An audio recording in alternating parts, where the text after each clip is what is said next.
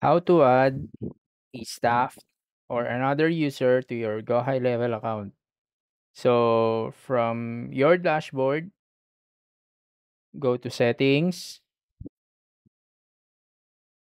click my staff.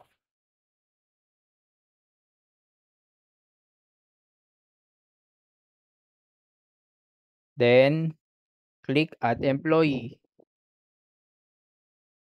After that, fill up this form, including the email, then click save. Then the staff will receive a email notification that they already added on this account, including the link, and they can change the password